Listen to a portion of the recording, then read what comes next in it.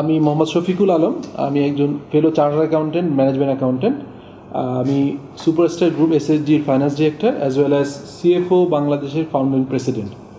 So যে ইস্যুটা আমি কথা বলছিলাম, we are very honored to have someone of your profile with us today. Thank you So please.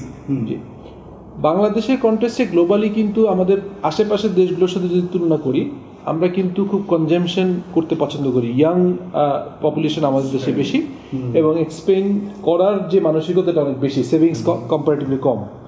আমাদের আশেপাশের দেশ স্পেশালি যদি ইন্ডিয়া বা পাকিস্তান কম্পেয়ার করি, তাদের যে সেভিংসটা এটা কিন্তু ক্যাপিটাল মার্কেট ইনভেস্ট করে এবং তাদের কিন্তু আমরা যদি দেখি যে মিউচুয়াল ফান্ড, ইউনিট ফান্ড অত্যন্ত জনপ্রিয়। ইয়াং যারা চাকরি করছেন তারা কিন্তু তাদের একটা সার্টেন পোর্শন সেভিংস করছেন এবং এটা ইউনিট ফান্ডে এবং মিউচুয়াল ফান্ডে ইনভেস্ট করছেন এবং তাদের প্রাইমারি টার্গেট থাকে যে একটা ল্যান্ড অথবা বিল্ডিং কেনার জন্য, স্পেস কেনার জন্য।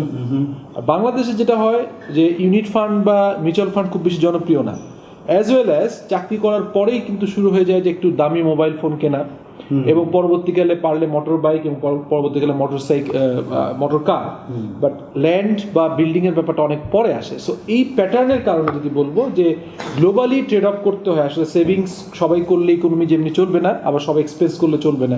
স্পেশালি জুবাইর ভাই যেটা বললেন 1929 সালের যে গ্লোবাল যে রিসেশন শুরু হয়েছিল ইউএস থেকে, সেটা কিন্তু ওভার এক্সপেন্ডিচার থেকে প্রথমে শুরু হয়ে যাওয়ার পরে ওভার কনশাসনেসের কারণে আরো ক্যাপিটাল মার্কেট ক্র্যাশ করেছে, সব জায়গায় ক্র্যাশ করেছে। Right, exactly. তো সেই ধারাবাহিকতায় যদি বলতে চাই যে বাংলাদেশে অলরেডি বাই নেচার কিন্তু আমরা খুব খেতে পছন্দ করি, আমরা খুব শপিং মলগুলো দেখবেন বাংলাদেশে যত শপিং মল হচ্ছে, যত ফুডের শপ হচ্ছে, রেস্টুরেন্ট হচ্ছে, ওভার ক্রাউডেড, যে কোনো ফুডের হলে ওভার ক্রাউডেড। বাংলাদেশে যখন আমার মনে আছে বিএমডব্লিউ কারের একটা টার্গেট নিয়ে আসছিল 1 বছরের জন্য, যে সংখ্যাটা সেটা 3 দিনের ভিতরে সেল হয়ে গেছিল, যেটা আশা করেনি। সো এই ইকোনমিতে কিন্তু আমি বলবো সেভিংসটা ইজ ভেরি ভেরি নিডেড। যেটা জুবাইর ভাই বললেন যে ইন্ডিয়ার প্রত্যেকটা ট্রাফিক সিগন্যালে কিন্তু কারের স্টার্ট বন্ধ করা হচ্ছে, অত আমরা হয়তো আমাদের ড্রাইভারদের মনে এই কাজটা কাজ করে, যদি কোনো ড্রাইভারকে বলা হয় বা যিনি আমাদের গাড়ি অ্যাসেস্ট করছেন যে ইঞ্জিন বন্ধ করে রাখেন, উনি তখন হয়তো আমাদেরকে কিছুটা কৃপণ মনে করে থাকেন। এই ধরনের একটা মানসিকতা আমাদের ভিতরে কাজ করে। সো জাতি হিসেবে আমাদের জন্য কিছুটা কিন্তু বিপজ্জনক signal, because we have to save, because আমরা যখন সেভ করতে পারবো এটা ন্যাশনাল ইকোনমিতে কন্ট্রিবিউট করবে এবং এই সেভিংসটা কিন্তু মেইন মানি মার্কেটে, মেইন ইকোনমিতে থাকবে। আমার নট নেসেসারি যে বালিশের কাভারের ভিতরে অথবা আমাদের জাজিমের ভিতরে টাকা থাকবে, এটা ইকোনমিতে সার্কুলেট হবে। এবং ইয়াং পপুলেশন আজকে মিউচুয়াল ট্রাস্ট ব্যাংক সহ যখন যারা প্রথম শুরু করে আপনার স্কুল ব্যাংকিং যারা শুরু করেছিল, এখন কিন্তু খুব জনপ্রিয়। এবং আমি বিশ্বাস করি যে বাংলাদেশে সেভিংসের জন্য প্রণোদনা দেওয়া উচিত এবং স্টক মার্কেটে, ক্যাপিটাল মার্কেট, আজকে আমাদের দেশের ক্যাপিটাল মার্কেট থেকে কিন্তু মূলত ইন্ডাস্ট্রিয়ালাইজেশনের মেইন ফান্ডটা আসা উচিত। বাট সারপ্রাইজিংলি মানি মার্কেট থেকে, ব্যাংক থেকে যেরকম লোন আসে, ব্যাংকে কিন্তু প্রেশার চলে আসে। রিসেন্টলি দেখছি যে ব্যাংকিং সেক্টরে আবার অস্থিরতা কাজ করছে। বাট আমরা যদি ট্রেড অফ করতে পারতাম, আমাদের টোটাল ইন্ডাস্ট্রিয়ালাইজেশনে যদি আমরা ক্যাপিটাল মার্কেটকে একটা মেইন ফ্রেমে আনতে পারতাম, এবং এই সেভিংসটা কিন্তু আসবে রিটেলারদের কাছ থেকে। আমাদের রিটেল ইনভেস্টররা সেভ করবে, স্টুডেন্টরা সেভ করবে, ইয়াং স্টার্টার যারা বিজনেস করছেন তাদের যেমন ফান্ড প্রয়োজন হবে, যারা সেভিংস করবে, এভাবে আসবে। একটা কথা একটু শুনবে, আমি জাস্ট একটু ইন্টারাপ্ট করে আপনাকে জিজ্ঞেস করতে চাচ্ছিলাম, সেটা হচ্ছে যে as you are in the corporate sector, right, how important is it for companies to save as well? It's not just individuals, because many companies আমরা দেখি that they spend very recklessly as well, but তাদের fund ম্যানেজমেন্টও কিন্তু আসলে অনেক সময় খুব হ্যাফাজার্ড থাকে। তো how important is it for the corporate sector's success as well, যে corporate savings হওয়াটা কত জরুরি বলে আপনি মনে করেন? শিওর, এটা তো অবভিয়াসলি, বিকজ আমরা কিন্তু বলি কস্ট অপটিমাইজেশন, কস্ট কাটল বলি না। বিকজ যখন আপনি আমাদের দেশের বিজনেসগুলো কিন্তু mostly first generation, second generation এখন শুরু হচ্ছে। সো সামহাও আমাদের দেশের ডেন্সিটি খুব বেশি, এখানে ডিস্ট্রিবিউশন খরচ খুব কম, বিজনেস কিন্তু যে কেউ বিজনেস করলে বিজনেস গ্রো করছে। বাট আমরা যদি সেভিংসটাকে এভাবে না দেখি, second generation, third generation over expanding করার যে টেন্ডেন্সি, এর কারণে কিন্তু অনেক বিজনেস কোলাপস করছে। আমার মনে হয় যে এই ক্ষেত্রে খুব কশাস হওয়া উচিত, বিকজ একটা অর্গানাইজেশন কিন্তু এমপ্লয়মেন্ট জেনারেট করে। আজকে আমার অর্গানাইজেশনে 4000 এমপ্লয়মেন্ট ক্রিয়েট করেছে। যদি আমরা এই ক্ষেত্রে সেভিংস না করতে পারি, কর্পোরেট লেভেলে যদি ওভার এক্সপেন্ডিং করার জন্য যে অনেক সময় থাকে যেটা আমরা এটা করা শুরু করি, তাহলে কিন্তু এই বিজনেস সাস্টেইন না করলে কিন্তু আজকে আমাদের 4,000 এমপ্লয়মেন্ট এবং তার উপর dependence 20,000 family member, bank, financial institute সহ ওভারঅল ইকোনমিতে ইম্প্যাক্ট করবে। সো আমি মনে করি corporate savings is very much important as well. Right. জি একটু সংক্ষেপে, because I'll give the floor to Dr. Tasmin. জি খুব সংক্ষেপে। আচ্ছা জি বলেন তাজমিন স্যার, বলেন আপনার ইন্ট্রোডাকশনটা শর্ট দিয়ে। আমি ডক্টর আহমেদ তাজমিন, অর্থনীতি শিক্ষক, নর্থ সাউথ বিশ্ববিদ্যালয়।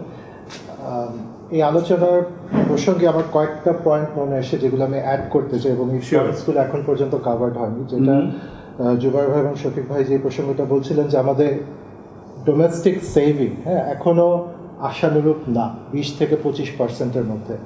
এবং সেই কারণে এখন ইদানিং একটা রিসার্চ ট্রেন্ড এসছে, সেটা হচ্ছে যে আমরা গ্রস ডোমেস্টিক সেভিং বলতে যেই বিষয়টাকে কাভার করছি তার বাইরে কি আমরা কোনো কিছু মিস করে ফেলছি কিনা। এবং রিসার্চাররা যেটা বলছেন যে we are not looking at gross national saving, and there is a difference between this. Gross national সেভিংসটা আমরা তখনই বলছি যখন আমরা আমাদের রেমিটেন্স আর্নাররা যারা বাইরে আর্ন করছে তারা তো তাদের একটা ইনকামের অংশ সেভ করছে, which actually belongs to us. সেইটা কিন্তু আমাদের অনেক রিসার্চে আসে, যে কারণে আমরা ওই 20 থেকে 25-এর মধ্যেই রয়ে গেছি। কিন্তু আমরা যদি গ্রোস ন্যাশনাল সেভিংসটা চিন্তা করি, it is actually right now, this morning I was looking at some data, it was little above 30%. Okay, এখন that's good. this is an untapped area, right? যে আমরা যে বলছি যে আমাদের এনাফ সেভিং হচ্ছে না, এই সেভিংটা আমরা কিভাবে এখন চ্যানেলাইজ করতে পারি টুয়ার্ডস আওয়ার কান্ট্রি। এখন আরেকটা ইস্যু হচ্ছে যে আমাদের যে রেমিটেন্স আর্নাররা বাইরে সেভ করছেন, they are mostly interested in using that saving for buying either land or real estate, flat or বিশাল বিশাল বাড়ি বানিয়ে রেখে দিচ্ছে, এবং সেইটার কন্ট্রিবিউশন কি towards GDP growth? Almost nothing, right? Because it is not going into the productive sector. তারা কেন এটা এইভাবে বাড়ি জমি কিনে রেখে দিচ্ছে? Because they are not feeling safe and secure about the future of their return from the investment. এইটা একটা অ্যাসপেক্ট যেটা এখন আমাদেরকে সিরিয়াসলি চিন্তা করতে হবে। এবং আমাদের saving performance is not actually that bad. আমরা যদি চিন্তা করি যে প্রিয় যেটা বলছিল যে after the second world war অনেকগুলো দেশ খুব দ্রুত এগিয়ে আসতে পেরেছে, বিকজ আমরা জাপানের কথাই যদি বলি, জার্মানির কথাই বলি, বা পরে যদি চায়নার কথাই বলি, ওদের কিন্তু মানে দে আর কালচারালি প্রোন টুয়ার্ডস সেভিং। ওদের মধ্যে সঞ্চয় প্রবণতাটা অনেক বেশি, এবং যে কারণে হয়েছে যে যুদ্ধ হয়েছে, সব ধ্বংস হয়ে গেছে, কিন্তু তারপরেও কিন্তু ওদের তার মানে এমন না যে তাদের সেভিংও ড্রপ করেছে, তারা ইনকাম কমে গেছে কিন্তু সেই ইনকাম থেকে একটা বড় অংশ তারা সেভ করছিল। এটা তাদের সম্ভবত একটা জেনেটিক স্ট্রাকচারের মধ্যে ছিল জিনিস। কিন্তু আমাদের যেটা হচ্ছে যে যুদ্ধোত্তর বাংলাদেশে এসে আমাদের পক্ষে এটা সম্ভব হয়নি, because we have been through so much hardship. সব পুরো দেশ প্রায় ধ্বংস হয়ে গিয়েছিল। সো সেভিংয়ের ওই ইস্যুটা আমাদের কাছে তখন প্রধান ছিল না, সার্ভাইভাল ওয়াজ এন ইস্যু। সেই কারণে আমাদের সেভিং রেটটা বাড়তে অনেক সময় লেগেছে, এবং এখন আমরা কাইন্ড অফ আ লেভেলের মধ্যে পৌঁছে গেছে যে এখন এখানে খুব বেশি বাড়ছেও না, খুব বেশি কমছেও। কিন্তু এটা আমরা I'm Zahid Hussain, I'm Senior Executive Vice President and Head of Gulshan Corporate for Bank Asia Limited. So I was actually looking for your points. Why? Because you are actually targeting the right thing, that we actually look for the financial inclusion. I'll give you some quick data. Still in Bangladesh, there are 62% people are unbanked, and only 57 commercial banks are operating. So that's why this agent banking operation and other financial inclusion mode are going forward. They will just look into it. If the 62% people who are unbanked, if you can bring them into the bracket and if you can bring them to the accountability, what will be the role of these savings? Though we are talking about this savings week means like different savings instrument, not like product and all this, but I'll talk in the line of the banking industry. Why? Because of the awareness. Because I'm a subject matter expert in the banking industry, so what I can see, we are still not competitive in terms of product development. Okay. The main things matter for any banker to become, competitive is one is continuously market development through products by ethical practices, and number two, maximization of profitability for all stakeholders, including yourself. If you can address these two issues, these two matters, you will see actually you are covering everything. Because you are covering the ethical practices, you are covering the culture, you are constantly market development, it matters.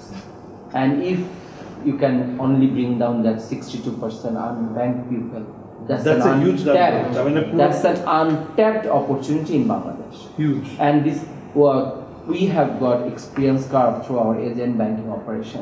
We are now seeing the opportunities are ample of opportunities in Bangladesh. So saying all this, I would say that product competitiveness must be there. We must be seeing our regional competitiveness, and then we must see the benchmarking and best practices. একটা পুরো নতুন dimension আপনি আসলে introduce করলেন আমাদের ডিসকাশনে, যে আসলে savings definitely we need to promote not only among the people who are already saving, কিন্তু আমাদের দেশের প্রায় 2/3 তার মানে আসলে ইজ আউট অফ এই পুরো system. I'll take just a few minutes adding up some of my point of view. I'm being the co-founding member of Build Bangladesh Foundation, and also one of the purpose of Build Bangladesh Foundation is to raise certain good ideas to the government. Exactly. So in that line, actually, government or policy makers, I would like to add some points. One point is actually when we are talking about money, saving money and global money week, we also need to think about how best we can do that. So আমার কাছে মনে হয় যে বাংলাদেশের সবচেয়ে বড় যে জায়গাটা আমাদের যতটুকু মানে ইউটিলাইজ করা আছে, যতটুকু রিসোর্স আমাদের আছে, তার মধ্যে সবচেয়ে বড় সেভিংটা যেটা আমরা করতে পারি সেটা হচ্ছে যে কোঅর্ডিনেট করে।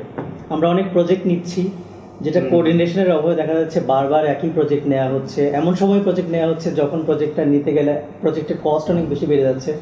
এখানে কিন্তু নতুন মানি ইনজেক্ট করার প্রয়োজন নাই, নতুন করে সোর্স করার কিছুই প্রয়োজন নাই। It's just a matter of decision making. So how decision making can actually make a big impact in terms of saving money, that can be looked into that. But national savings, right. National savings is a huge way we can save within the budget that we are setting. The right decision. By doing the right decision at the right point. The second point I would like to ensure, point out here is in the corporate sector as well. আমাদের এখানে আসলে organizational efficiency develop করার অনেক জায়গা আছে. Most of the organization maybe is not yet in that phase যেখানে efficiency development এখনো properly হয়নি। টার্গেট সেটিংটা এখনো আমরা ঠিকমতো করতে পারিনি। অ্যালাইনমেন্ট নেই আমাদের ভিশনের সাথে আমাদের ফ্রন্টলাইন এমপ্লয়ীদের। সো এই যে অ্যালাইনমেন্টগুলো করতে পারলে আমাদের অনেকগুলো, উনি বলছিলেন যে অনেক সময় দেখা যায় ওভার স্পেন্ডিং হয়ে যাচ্ছে অথবা লেস স্পেন্ডিং হতে পারে। সো ইফিসিয়েন্সিটা যখন আমরা গ্রো করতে পারবো, আমরা যখন এটাকে একটা মানে প্রপার চ্যানেলে নিতে পারবো, then we will be able to save more money. Actually, our investment decision will be much more matured, and the return of investment will be much more higher than what we are seeing currently in Bangladesh. Very good point. So I would like to conclude here and giving all the এটা খুব চমৎকার একটা পুরো idea আপনি দিলেন যে আসলে যদি organizations are more efficiently managed and run, সেই ক্ষেত্রে তাহলে companies can also save more, কারণ সেখানে খরচ বাঁচবে। এবং ন্যাশনালি দেশের মধ্যেও যদি টাইমিংটা ঠিক হয়, যেমন রাস্তা বারবার একই রাস্তা সারানো হচ্ছে প্রতি বছর, তো এখানে কিন্তু আসলে ন্যাশনাল সেভিংস ডিপ্লিটেড হয়ে যাচ্ছে।